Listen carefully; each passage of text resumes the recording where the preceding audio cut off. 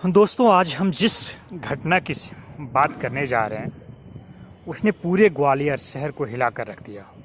बीच सड़क पर दिन दहाड़े गोलियों की तड़तड़ाहट गूंजी। लोग दहशत में भागे और एक औरत खून से लथपथ सड़क पर तड़पती रही। लेकिन जब सच सामने आया तो हर कोई हैरान रह गया, क्योंकि जिसे आरोपी गोली मार रहा था वो कोई और नहीं बल्कि उसकी ही धर्मपत्नी थी। यह है वासना, धोखा और अपराध से लिपटी एक खतरनाक सच्ची घटना। इसको हम एक नाम भी दे सकते हैं, ग्वालियर की खूनी इश्क। सुनाते हैं हम आपको पूरा घटनाक्रम ही क्या है। जो जगह होता है ग्वालियर में कैप्टन रूप सिंह स्टेडियम, वहाँ पे क्या होता है कि अरविंद परिहार हाथ में देसी कट्टा लेकर अपनी पत्नी नंदिनी परिहार को सड़क के बीच में घेरता है और अचानक एक के बाद एक 5 गोलियां चला देता है। 2 गोलियां नंदिनी के सिर में धंस जाती हैं, बाकी गोलियां उसके चेहरे और शरीर को छलनी कर देती हैं। सड़क पर अफरा तफरी मच जाता है। नंदिनी तड़पती रहती है और अरविंद पास में ही बैठा रहता है। जब पुलिस पहुंचती है तो वो कट्टा पुलिस पर भी दान देता है, यहाँ तक कि अपनी कनपट्टी पर भी रख लेता है। लेकिन आखिरकार आंसू गैस और बातचीत से पुलिस ने उसे अपने काबू में कर लेती है। लेकिन नंदिनी अस्पताल पहुंचकर दम तोड़ देती है। वारदात के तुरंत बाद अरविंद ने फेसबुक लाइव किया। कैमरे के सामने बोला, यह मेरी पत्नी है। इसके साथ बॉयफ्रेंड और अंकुश पाठक थे, जो मौके से भाग गए। 6 महीने पहले ये भाग गई थी। दोनों मिलकर मुझे ब्लैकमेल कर रहे थे।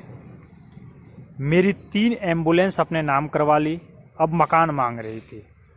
शिकायत करने के बाद भी कहीं सुनवाई नहीं हुई। सोचिए, लाइव फेसबुक पे टेलीकास्ट कर रहा है। अब आते हैं थोड़ा नंदिनी का अतीत जान लेते हैं। लेकिन इस सच्ची घटना ने सिर्फ आज का सच ही नहीं बल्कि नंदिनी के अतीत का काला चेहरा भी सामने ला दिया। नंदिनी की पहली शादी गोटी राम केवट से हुई थी। फिर दतिया के निमलेश जैन के साथ लिव इन रिलेशन में रहती थी। 2017 में नंदिनी और उसका बॉयफ्रेंड पर निमलेश की हत्या का आरोप लगा। सोचिए, वहां भी निमलेश की हत्या का आरोप लगा और करीब 4.5 साल जेल में रही। ये जेल काट के आई हुई नंदिनी। जेल से छूटने के बाद नंदिनी अलग अलग युवकों छोटू और फिरोज खान के साथ लिव इन रिलेशन में रही। यानी रिश्ते, धोखे और अपराध की एक लंबी कड़ी उसके जीवन से जुड़ी थी।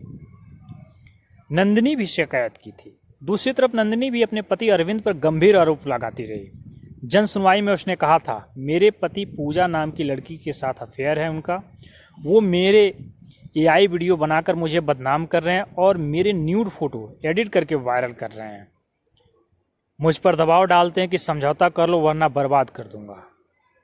उसने यह भी बताया कि अरविंद ने पहले उस पर गाड़ी चढ़ाने की कोशिश की थी और अब सोशल मीडिया पर लगातार गंदे पोस्ट डालकर उसे और उसके परिवार को बदनाम कर रहा था।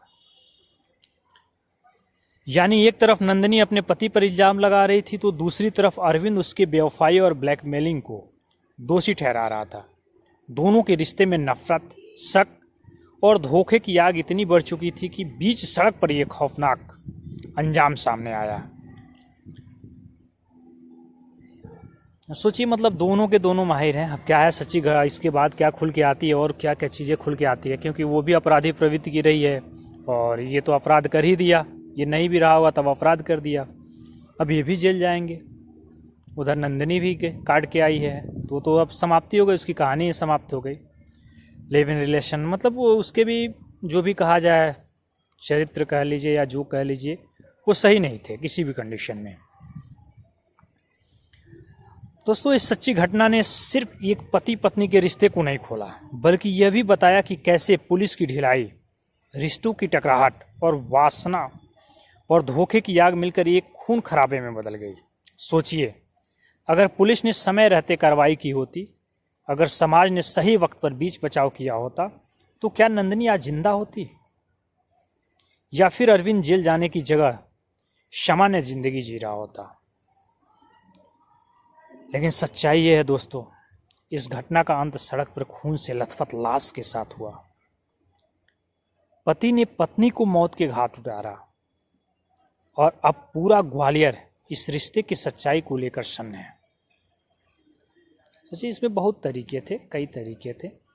नंदिनी को यदि उसी तरह की ज़िंदगी 4 साल जेल काट के आई थी तो भी उसके अंदर सुधार आ जानी चाहिए, आके किसी शादी कर लेती या जो करती। दूसरी गलती, उसका हस्बैंड भी गलत किया, उसको गोली मारना बिल्कुल उचित नहीं था। यदि उसकी चीज़ें नहीं बन पा रही थी वो शिकायत करता, अपने समय का इंतज़ार करता। आज उससे भी बड़ा वो घर मांग रही थी या जो भी मांग रही थी, अब तो उससे भी बड़ा नुकसान हो गया। अब घर कौन सा, अब तो घर गया जिस घर के लिए उसने ये किया या एम्बुलेंस लिखवा लिया या जो भी चीज़ किया, तो इसमें मायने क्या रखता है? कोई मतलब नहीं होता है इस तरह के गुनाह करने का। और सच तो ये है कि ये सारी चीज़ें कहीं ना कहीं जिस्म की भूख, वासना से लिप्त जो इंसान, तो कहा जाता है ना, जब रिश्ते में मतलब प्यार की जगह वासना जगह ले ले तो फिर वो रिश्ता मतलब क्या बोलते हैं कि वहाँ पे सिर्फ रिश्तों का कत्ल नहीं होता, इंसानियत की भी कत्ल हो जाती है।